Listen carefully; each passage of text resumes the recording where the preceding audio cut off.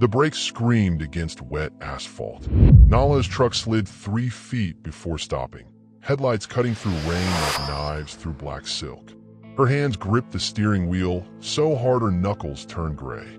A man stood in the middle of the highway, not walking, stumbling, black suit soaked through, one hand pressed against his forehead like he was holding his skull together. The other clutched a leather briefcase that looked more expensive than her entire year's rent. Thunder cracked overhead. The wipers hissed, barely keeping up. Nala should have kept driving. Every instinct screamed it. People didn't stop for strangers on empty roads at midnight. Not in storms that made truckers pull over and pray. But when the headlights caught his face, she saw it. Pain. Real, raw, human pain. Her foot stayed on the brake. The passenger door groaned as she shoved it open. Rain and cold air flooded the cabin, soaking her work shirt within seconds. "You okay?" She called out. "Hi viewers, kindly tell us where you're watching from and what time it is." The man lifted his head slowly. His eyes were dark, sharp, calculating even through obvious exhaustion. He studied her like he was deciding whether she was real or a trap. "Car broke down," he said. His accent was thick, controlled, like someone used to giving orders. "Phone's dead. Can't exactly walk 10 miles in this." He didn't say please, didn't beg, just stated facts and waited. Nalia's heart hammered. Something about him felt heavy, dangerous, like standing too close to a fire you couldn't see yet. But he also looked broken. "Get in," she heard herself say. He moved fast despite the limp. Water dripped from his suit as he collapsed into the seat, briefcase on his lap like a shield. Even soaked, he carried himself like the rain owed him an apology. Nala pulled back onto the highway.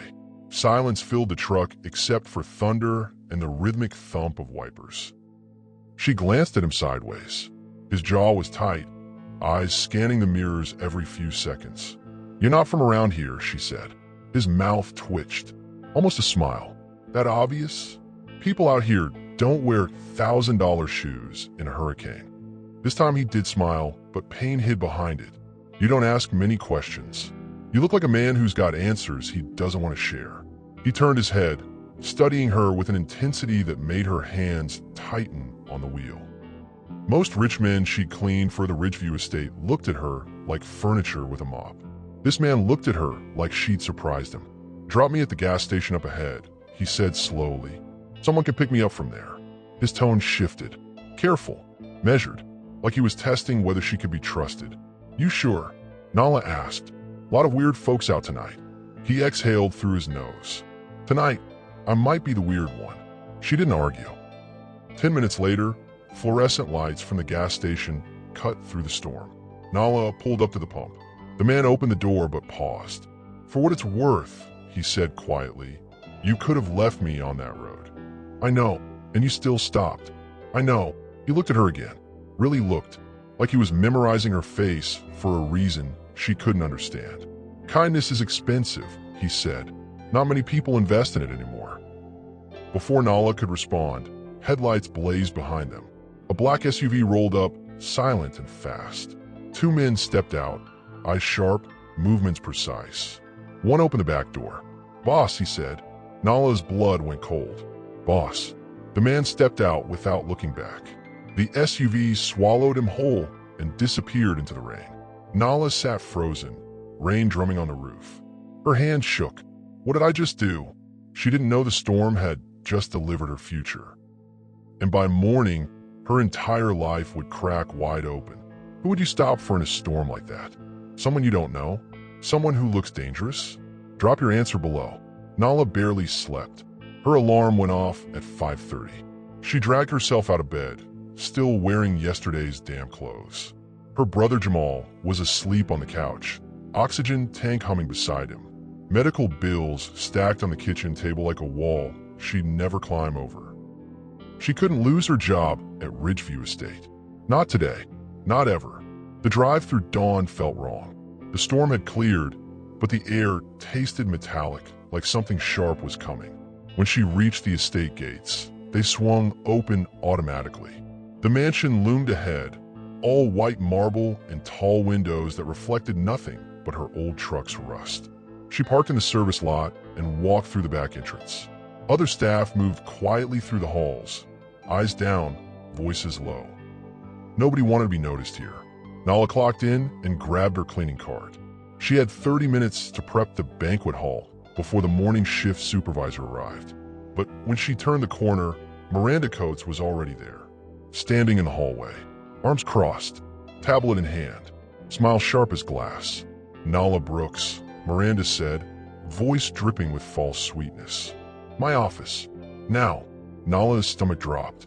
Other staff members glanced her way with pity. One woman mouthed sorry before looking away fast. Nala followed Miranda down the hall, heart pounding in her chest. The office door closed with a soft click that sounded like a prison lock. Miranda didn't sit. She stood tall, savoring the moment. "I received a complaint," Miranda began, scrolling through her tablet with one manicured finger. One of the donors from last night's fundraiser reported that the banquet hall wasn't clean to standard. "That's not true," Nala said quickly. "I stayed 2 extra hours after everyone left." Miranda raised her hand. "Do not interrupt me." The air thinned. Nala's mouth went dry. "You are being written up," Miranda continued. "One more violation and you're terminated." "Miranda, please. My brother's medical bills. I can't lose this job. All actions have consequences, Miss Brooks." Miranda's smile widened. "And some people simply don't belong in places like this." The words hit like fists. This wasn't about a dirty spot. This was about power, about reminding Nala she was disposable. Nala felt her throat tighten, her vision blurred. Then someone knocked. An estate security guard leaned through the door, face pale.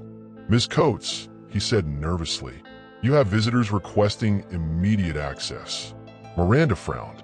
"Tell them to schedule an appointment." He said it wasn't a request. Miranda's jaw tightened. "Who is it?" The guard swallowed hard. "A man, in a black suit, with security." Nala's breath stopped. "No, not him." Heavy footsteps echoed down the hallway, and the door swung open. "Would you have stayed silent, or would you have fought back?" "Comment bido?" He stood in the doorway like he owned the air itself. Dry now, composed, black suit perfectly tailored. 2 men flanked him like shadows with pulse points. Lorenzo, the stranger from the storm. Nala felt the floor tilt beneath her. Miranda straightened instantly, smoothing her blazer. "Sir, this is a private." He held up one hand, barely moved it, but it was enough to silence her completely. His eyes found Nala first, and softened. "Good morning," he said quietly. "I hope you made it home safe last night." Miranda's mouth fell open. "You two know each other?" Lorenzo turned to her slowly. His voice dropped lower, colder. "Last night, Miss Brooks helped me when she had every reason not to." He took one step forward. "And today, I learned she's being punished for something she didn't do." Miranda's face drained of color. "She wasn't being punished. I was just..." "What's your name?" "Miranda. Miranda Coates." "Well, Miranda Coates." Lorenzo's tone turned sharp as a blade. "I own this estate." Silence. Heavy, crushing, absolute. "And I do not tolerate mistreatment of staff who show more integrity than most of the people attending my events." Miranda swayed backward like she'd been shoved. Nala couldn't breathe, couldn't think. Her heart slammed against her ribs. Lorenzo continued, voice calm but lethal. "Nala keeps her job, effective immediately. She will also receive a raise." He pointed at Miranda with the softest, most terrifying gesture. "And you will attend a mandatory leadership review." Miranda's lips trembled. "Sir, please, I didn't mean..." He didn't look at her again, only at Nala. "You invested kindness yesterday," he said gently. "Today it pays back." Nala's voice cracked. "I didn't know who you were." "I know." His eyes held hers. "That's why it matters." The 2 men behind him remained silent, watching, waiting. Miranda looked like she might faint. Lorenzo stepped aside, gesturing toward the door. "Miss Brooks, would you walk with me?" Nala nodded, legs shaking. As they left the office, she could feel Miranda's shock radiating behind them like heat from fire. The hallway felt longer than it should have. Other staff members froze when they saw Lorenzo, eyes wide, whispers rising like steam. He led her outside to the east garden. Morning sun filtered through the trees, casting long shadows across marble paths. When they were alone, he stopped and turned to face her. "My name is Lorenzo Vallis." The name landed heavy. She'd heard it before, whispered in corners, spoken with fear and respect. "You didn't have to come back," Nala said quietly. "I did." His voice softened, "because people think power is the loudest voice in the room." He paused. "But real power? It's remembering who showed you mercy." Nala's chest tightened. He stepped closer. "And trust me," he said, voice low and certain, "this is only the beginning." Do you think he came back just to help her? Or is there something more? Drop your theory below. Nala barely made it through the rest of her shift. Staff whispered everywhere she went. Eyes followed her down hallways. Some looked jealous. Others looked terrified, like she'd touched something radioactive. Miranda avoided her completely. By noon, Nala's hands still shook as she wiped down mirrors in the guest wing. Her mind replayed Lorenzo's words over and over. This is only the beginning. What did that mean? She didn't get answers until she clocked out. As she walked toward her truck, one of Lorenzo's men appeared beside her. Tall, silent, expression unreadable. "Mr. Valles would like to speak with you before you leave." It wasn't a request. Nala followed him back inside, heart hammering. They walked through parts of the estate she'd never seen before. Carpets so thick her shoes disappeared. Artwork that probably cost more than her brother's entire treatment plan. They stopped at a set of double doors. The man knocked once and opened them. Inside was an office. Massive windows overlooked the estate grounds. Bookshelves lined the walls. A desk sat in the center, dark wood polished to a mirror shine. Lorenzo stood by the window, hands in his pockets. "Thank you, Marcus," he said without turning around. The door closed softly. Nala stood frozen. "Sit," Lorenzo said gently, gesturing to a chair. She sat. Her legs felt like water. Lorenzo turned, leaning against the desk. He looked tired, lines around his eyes she hadn't noticed in the storm. "I owe you an explanation," he said. "You don't owe me anything." "I do." He crossed his arms. "Last night, I wasn't just some guy with car trouble. Someone inside my organization tried to set me up. They wanted me isolated, vulnerable." Nala's throat tightened. "Why are you telling me this?" "Because helping me made you visible." His eyes darkened. "And in my world, being visible can be dangerous." Fear crept up her spine. "What does that mean?" "It means," Lorenzo said slowly, "that I'm going to make sure you're protected, whether you like it or not. I don't need protection. You don't get a choice." His tone wasn't cruel. It was final. Nala stood, pulse racing. "I just wanted to help someone. I didn't ask for any of this." "I know." Lorenzo stepped closer. "But kindness has consequences. And sometimes those consequences mean people like me don't walk away." The air between them thickened. "Why do you care so much?" she whispered. He stared at her for a long moment. "Because last night," he said quietly, "you saved a man no one else would have dared to approach." Before she could respond, Marcus knocked again. "Boss, we have a situation." Lorenzo's jaw tightened. He grabbed his phone and glanced at the screen. His face went stone cold. "Nala," he said sharply, "do you live alone?" "No, my brother." "Where?" "Westbrook Apartments." "What?" Lorenzo's eyes flashed with something close to panic. "Someone followed you home last night. What would you do if you realized helping a stranger put your family in danger?" "Como pido?" Nala's world tilted. "What?" Lorenzo was already moving, phone pressed to his ear. "Marcus, get 2 units to Westbrook Apartments. Now." He turned to Nala. "Does your brother have a phone?" "Yes, but..." "Call him. Tell him to lock the doors and don't answer for anyone except you." Nala's hands shook as she pulled out her phone. It rang 3 times before Jamal picked up. "Nala." His voice sounded weak, tired. "Jamal, listen to me. Lock the door. Don't open it for anyone. I'm on my way." "What's going on?" "Just do it. Please." She hung up and looked at Lorenzo. "I need to go." "You're not going alone." "I don't need." "Nala."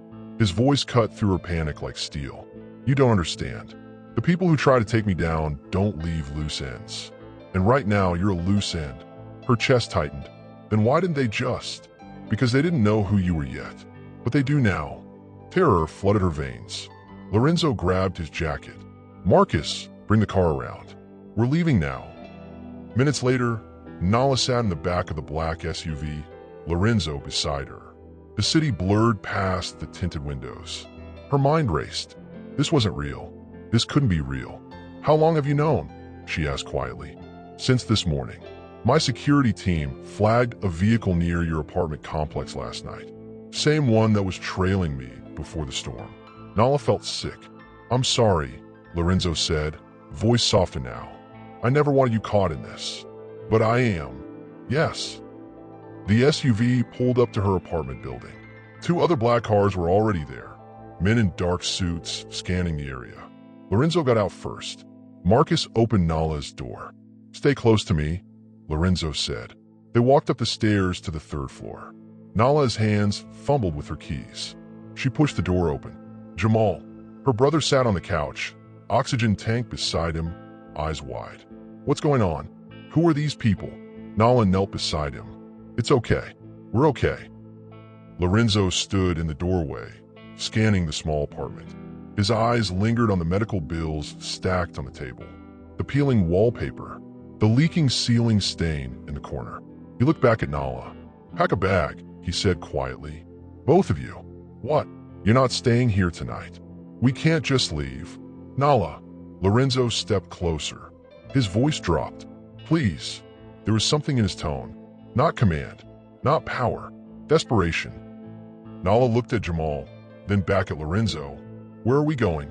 Somewhere safe. 30 minutes later, they were back in the SUV. Jamal sat beside Nala, confused and scared. Lorenzo sat across from them, phone in hand, typing rapidly.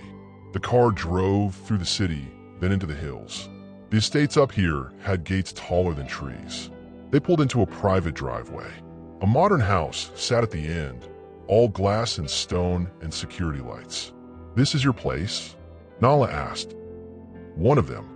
Inside, the house was warm, minimalist, clean lines and soft lighting. Nothing like the cold marble of Ridgeview Estate. Lorenzo showed Jamal to a guest room on the 1st floor, making sure the oxygen tank was set up properly. Then he led Nala upstairs. You'll stay here tonight, he said, opening a door to a large bedroom. Tomorrow, we'll figure out next steps. Nala stood in the doorway, exhausted and overwhelmed. Why are you doing this? Lorenzo turned to face her. His expression softened. Because yesterday, you saw someone in trouble and didn't ask questions. You just helped. He paused. That's rare, and I don't let rare things disappear. His eyes held hers. The space between them felt electric. Get some rest, he said quietly. We'll talk in the morning.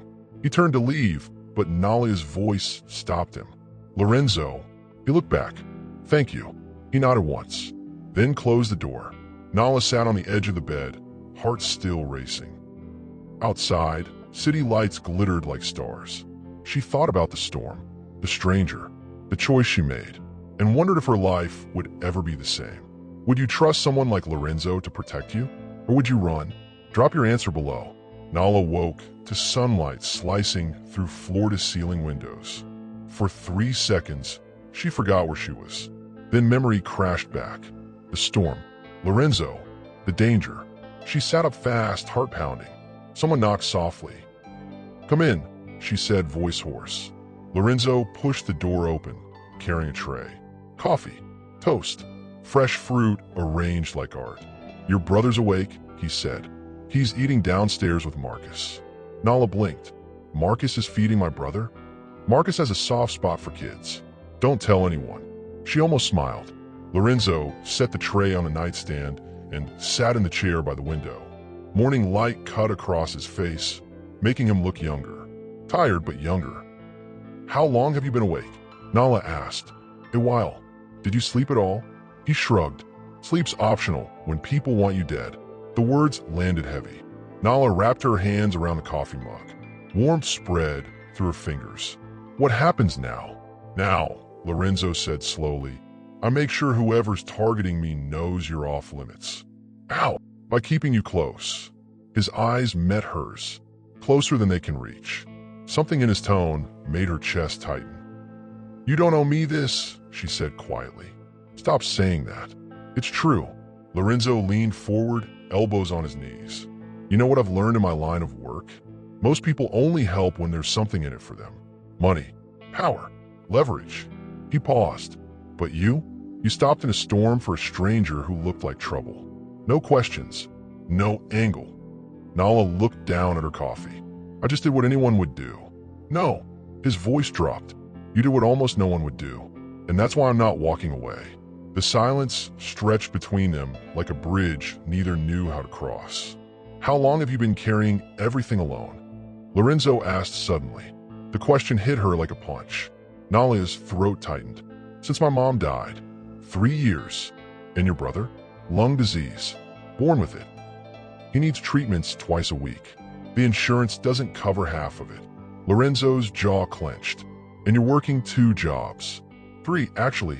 Ridgeview, a diner on weekends, and sometimes night shifts at a warehouse." He stared at her like she'd just spoken another language. "How are you still standing?" he asked quietly. "Because if I fall," Nala whispered, "Jamal falls with me."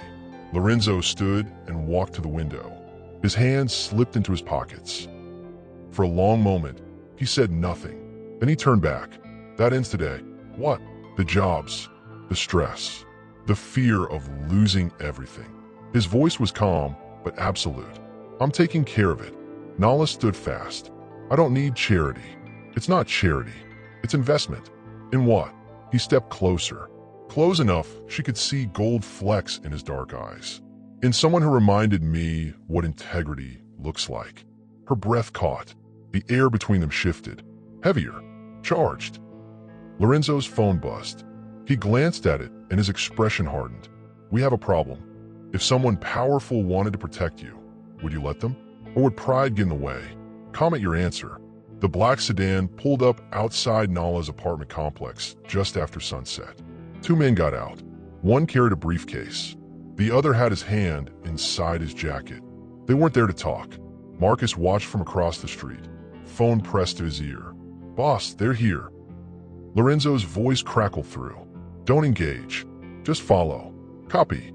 Back at the house, Lorenzo ended the call and turned to Nala. "They're checking your place. Looking for patterns. Routines." Nala's stomach twisted. "What do they want?" "Leverage. Information. Something they can use against me." He paused. "You're the link they didn't expect. I'm nobody. To them, you're the person I broke protocol for. That makes you valuable." Fear crawled up her spine. Lorenzo stepped closer. "I'm not letting them touch you, but that means you stay here, with me, until this is over." "How long will that be?" "However long it takes." Nala crossed her arms. "I can't just hide forever." "You're not hiding. You're staying alive." His tone left no room for argument. Jamal appeared in the doorway, oxygen tank rolling beside him. "Nala, Marcus taught me how to play chess. He's really good." Nala forced a smile. "That's great, baby." Lorenzo crouched down to Jamal's level. "You like games?" Jamal nodded. "Good. Tomorrow, I'll teach you poker. Don't tell your sister." Jamal grinned. Nala's heart clenched. Watching Lorenzo interact with her brother felt strange. Intimate, like a door opening she didn't know existed. Later that night, after Jamal went to bed, Nala found Lorenzo on the back terrace. City lights stretched below like a blanket of stars. "You're good with him," she said softly. Lorenzo didn't turn around. "I had a younger brother once." "Ah!" "He died 10 years ago." The words hung in the air like smoke. Nala stepped beside him. "I'm sorry. Don't be. It was my fault." She waited. Lorenzo's hands gripped the railing. "I was building my empire, making enemies faster than friends. I thought I could protect him by keeping him close. But close wasn't close enough." His voice cracked on the last word. Nala's chest ached. "That's why you're doing this. For me and Jamal." "Maybe." He finally looked at her. "Or maybe I just don't want to lose someone again." Their eyes held. The space between them felt smaller than it should. Lorenzo's phone buzzed. He glanced at it and swore under his breath. "What is it?" "They found where you work. The diner." Nala's blood ran cold. "Is anyone hurt?" "No, but they left a message." He turned the phone toward her. On the screen was a photo of the diner's front window, spray painted in red. "We know." Nala's knees buckled. Lorenzo caught her, hands firm on her arms. "Hey, look at me." She did. "They don't get to you," he said fiercely. "Not while I'm breathing." "Why are you doing this?" she whispered. "Really?" His jaw tightened. "Because last night, you saved a man no one else would have dared to approach. And today, I'm making sure you never regret it." His hands were still on her arms. Warm, steady. Neither of them moved. Then Lorenzo stepped back, breaking the moment. "Get some sleep," he said quietly. "Tomorrow, we end this." Would you feel safe with someone like Lorenzo? Or more afraid? Drop your thoughts below. The diner was closed when they arrived. Yellow police tape stretched across the door. Officers milled around, taking photos. The spray-painted message still screamed from the window. Nala stood beside Lorenzo's SUV, arms wrapped around herself. Her manager, Ms. Phyllis, spotted her and hurried over. "Baby, you okay?" Phyllis asked, pulling her into a hug. "Police said someone vandalized the place last night. You know anything about this?" Nala's throat closed. "Aye, she's with me," Lorenzo said, stepping forward. His tone was polite but absolute. "And she won't be coming back to work here." Phyllis blinked. "Excuse me?" "She's resigning. Effective immediately. I'll cover any lost wages." Nala turned to him. "Lorenzo, not negotiable." Phyllis looked between them, confused. "Who are you?" "Someone making sure she stays safe." Marcus appeared beside them, phone in hand. "Boss, we got movement." 2 vehicles spotted near Westbrook. Same plates from last night. Lorenzo's expression went stone cold. "How many people?" 4, maybe 5. He turned to Nala. "Get back in the car." "What are you going to do?" "What I should have done yesterday." Fear spiked through her. "Lorenzo, don't." "Nala." His eyes locked on hers. "Trust me." She wanted to argue. Wanted to scream that this was too much, too fast, too dangerous. But something in his face stopped her. She got in the car. Lorenzo spoke rapidly to Marcus in a language Nala didn't understand. Then both men got in, and the SUV peeled away from the curb. They drove fast through the city. Too fast. Nala gripped the door handle, heart slamming against her ribs. "Where are we going?" she asked. "To end this," Lorenzo said simply. 20 minutes later, they pulled into an industrial district. Warehouses lined the streets like metal giants. The SUV stopped in front of one with no signage. 2 of Lorenzo's men were already there, standing beside another black car. Inside the car, 3 men sat with hands zip-tied behind their backs. Nala's stomach turned. Lorenzo got out. Marcus followed. "Stay here," Marcus told Nala. "What's he going to do?" Marcus didn't answer. Through the tinted windows, Nala watched Lorenzo approach the car. He leaned down, speaking to the men inside. His voice was low, calm, terrifying in its control. One of the men shook his head violently. Lorenzo straightened, said something to his men. Then he turned and walked back to the SUV. When he got in, his jaw was tight, hands steady, but something in his eyes looked darker. "It's done," he said quietly. "What does that mean?" "It means they won't come near you again." "How can you be sure?"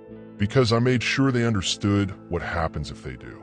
Nala's pulse raced. "Lorenzo, what did you?" "Don't ask questions you don't want answers to." The drive back was silent. When they reached the house, Nala went straight to check on Jamal. He was asleep, chest rising and falling steadily. She stood in the doorway, watching him. Tears burned behind her eyes. Footsteps behind her. "Lorenzo." "He's safe," Lorenzo said softly. "I promise." Nala turned to face him. "You scared me today." "I know. I don't know who you really are." "Yes, you do." He stepped closer. "You knew the moment you stopped in that storm."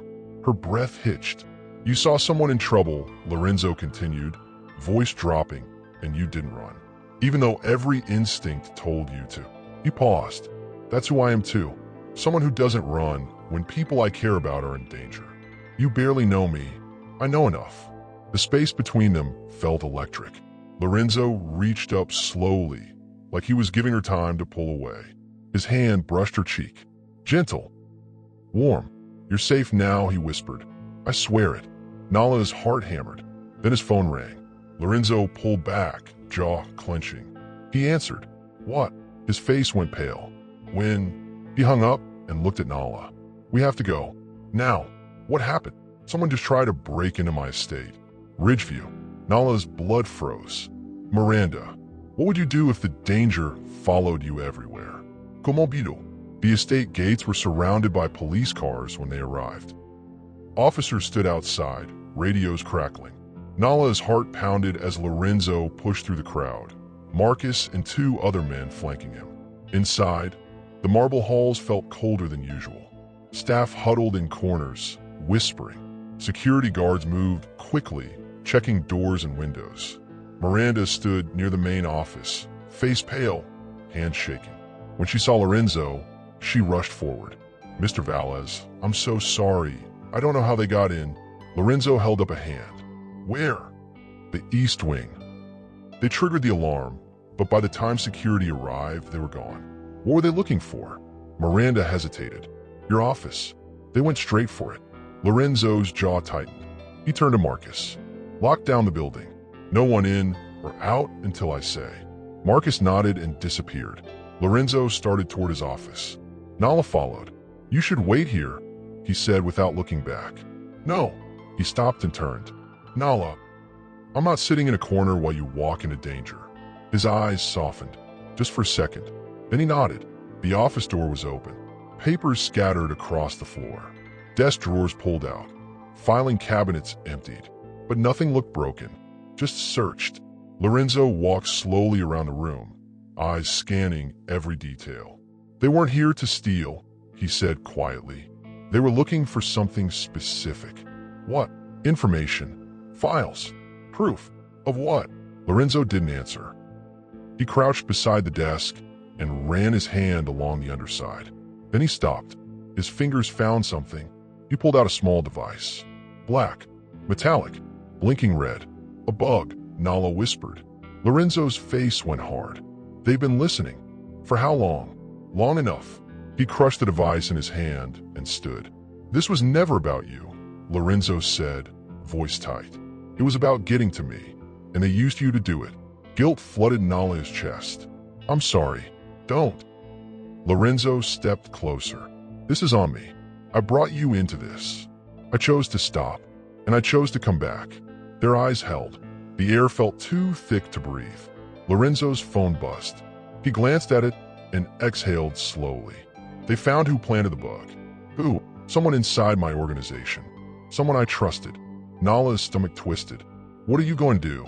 Lorenzo's expression went cold. "Empty. What I always do when people betray me." He turned and walked out. Nala stood alone in the office, surrounded by chaos. Her hand shook. She thought about the storm, the stranger, the choice that changed everything, and wondered if she'd ever feel safe again. Hours later, Lorenzo returned to the house. His tie was gone, sleeves rolled up, hair disheveled. Nala was waiting in the living room. "Is it over?" she asked quietly. Lorenzo poured himself a drink, swallowed it in one motion. "Yeah," he said. "It's over." "What happened?" "Don't ask." "Lorenzo." He turned to face her. His eyes looked haunted. "I did what I had to do," he said. "To keep you safe. To keep Jamal safe." He paused. "And I'd do it again." Nala stood and crossed the room. She stopped in front of him, close enough to feel the heat radiating from his body. "You didn't have to," she whispered. "Yes, I did." "What?" Lorenzo set the glass down. His hands found her face, cradling it gently. "Because the night I stepped into your truck," he said, voice rough, "I didn't just find help. I found someone who reminded me what it feels like to be human." Nala's breath caught. "You changed me, Nala, more than you know." His forehead touched hers. The world went quiet. "Stay," he whispered. "Not because you have to, because you want to." Nala closed her eyes, felt his warmth, his steadiness, his brokenness that mirrored her own. "Okay," she breathed. "Would you choose safety or freedom? Drop your answer below." Dawn broke soft and golden over the estate. Nala stood on the terrace, coffee in hand, watching the sun climb over the hills. Behind her, the house was quiet. Jamal still asleep. Lorenzo on a call in his office. Everything felt different now. Lighter. Footsteps behind her. Lorenzo joined her at the railing. close enough their shoulders almost touched. "Sleep okay?" he asked. "Better than I have in years." He smiled. Small. Real. They stood in silence for a while, watching the world wake up. "I have an offer," Lorenzo said finally. Nala turned to face him. "What kind of offer?" "A position. Here, at the estate. Nothing like what you were doing before." He paused. "I need someone I trust to oversee operations. Someone who sees people, not numbers." "You mean me?" "I mean you." Nala's chest tightened. "Lorenzo, I don't know anything about running an estate. You know more than you think, and you can learn the rest." "What about Jamal?" "He stays too. Full medical coverage. Top doctors. Whatever he needs." Tears pricked her eyes. "Why?" she whispered. "Why are you doing all this?" Lorenzo turned to face her fully. His hand found hers. "Because the night I hit the brakes," he said softly, "you didn't just save a stranger. You found the beginning of the life you didn't know you deserved." Nala's breath shook. "And I found someone worth protecting." His thumb brushed across her knuckles. "So what do you say?" Lorenzo asked. "Stay. Build something with me.